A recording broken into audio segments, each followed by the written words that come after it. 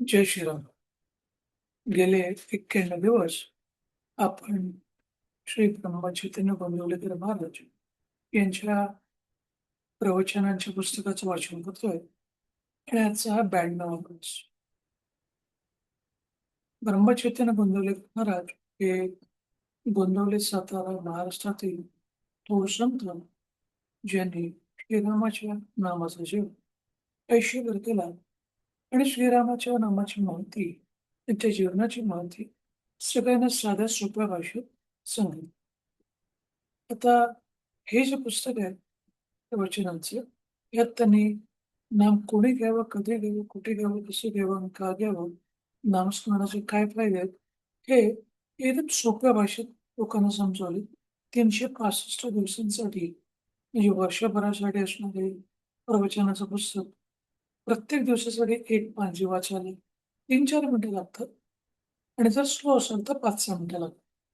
तर आपण हे 92 दिवसाचं जे प्रवचनाचं वाचन आहे ते आपण करूया आणि त्याचं शीर्षक आहे आजचं, संगतीचे जीवनात अतिशय महत्व आहे. आयुष्यात संगतीला फार महत्व असते. संगतीचा परिणाम विनाशाळू आणि बराचसा नकळत असतो. जी आपली जी संगत असते, आपण कोणाबरोबर तो पुसतो, बोलतो, या सगळ्या गोष्टींचा आपल्या आयुष्यावरती खूप मोठा परिणाम असतो. संत संगतीला लाभणे ही अत्यंत भाग्याची गोष्ट आहे. ती पूर्व पुण्यामुळेच लाभते. ज्याच्याशी आपण संगत करावी, त्याचे गुणधर्म आपल्याला येऊन चिकटतात, हे आपण पाहतो. समजा काही लोकांनी इथे यायचे ठरवले, एकाने विचार केला की आपण पायी जाऊ. दुसरा बैलगाडीने निघाला, तिसरा आगगाडीने निघाला, तर चौथा मोटारने. सर्वजण जर एकाच ठिकाणाहून निघाले, तर साहजिकच मोटारने निघालेला माणूस लवकर पोहोचेल. म्हणजे ज्याच्याशी संगत केली त्याच्या वाहनाचे गुणधर्म त्याला विनाश्रयास लाभले. म्हणजे आपण समजा एखाद्याला अत्तर लावलं, तर त्याचा वास देखील आपल्याला लागणार.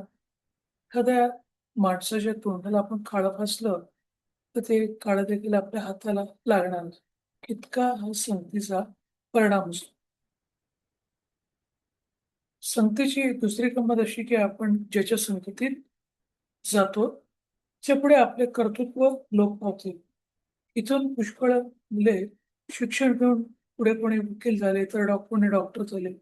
परत इथे आल्यावर त्यांनी इथल्या मुलींशी लग्न केली.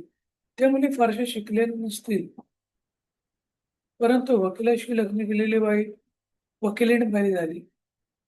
डॉक्टरांशी लग्न झालेली डॉक्टरेट झाले. असंच जर देहाच्या संगतीने सामान्य माणसाचे गुणधर्म आपल्यात येतात, तर संत संगतीचा परिणाम किती असला पाहिजे? म्हणजे संतांच्या संगतीचा परिणाम किती चांगला असतो हे पटवून देण्याकरता आपल्याला संगतीच्या परिणामांचे दाखले महाराजांनी दिलेले. आपण तिकीट काढून गाडीत बसलो.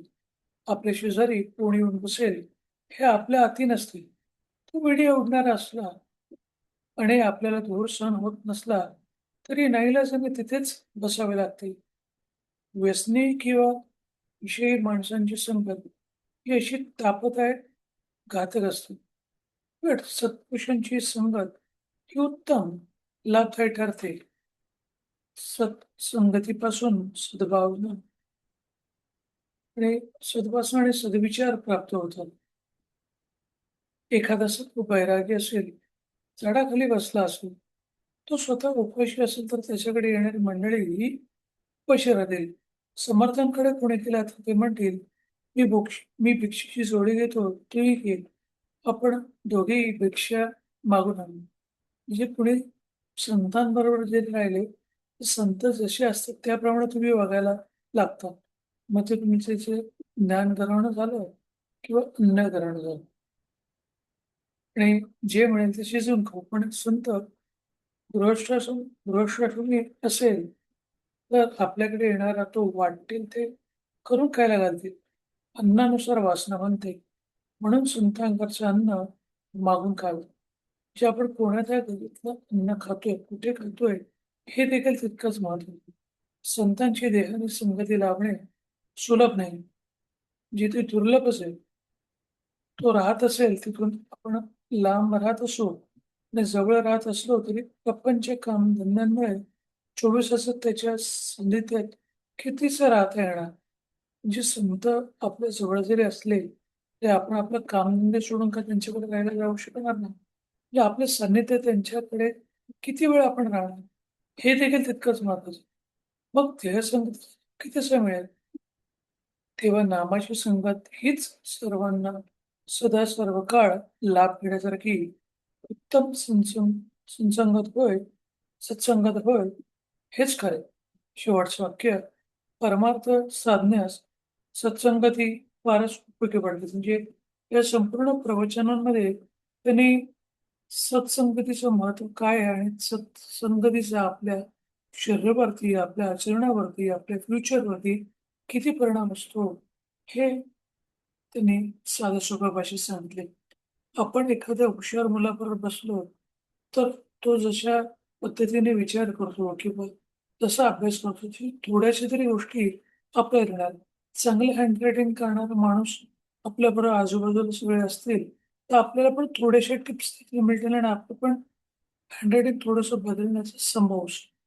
डेफिनेटली त्यामध्ये ही गोष्ट पण महत्त्वाची आहे, की आपण स्वतः स्वतः किती त्याच्यामध्ये इंटरेस्ट घेतो आणि आपल्याला स्वतःला बदलायची इच्छा आहे की नाही, हे देखील तितकंच महत्त्वाचं. तर नाम घेण्यासाठी कोणत्या प्रकारच्या धर्माचा, जातीचा, वयाचा, लिंगाचा, तुम्ही श्रीमंत असाल, गरीब असाल, तुम्ही शिकलेले असाल, अशिक्षित असाल, स्त्री असाल, पुरुष असाल, तुम्ही लहान मूल, तरुण, तुम्ही वयस्कर असाल, कशाचाही फरक पडत नाही.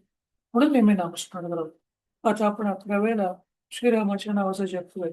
श्रीराम, श्रीराम, श्रीराम, श्रीराम, श्रीराम, श्रीराम, श्रीराम, श्रीराम, श्रीराम, श्रीराम, श्रीराम, श्रीराम, श्रीराम.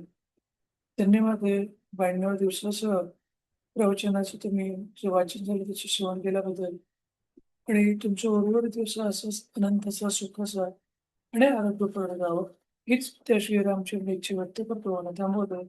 जय श्रीराम, जय श्रीराम, जय श्रीराम.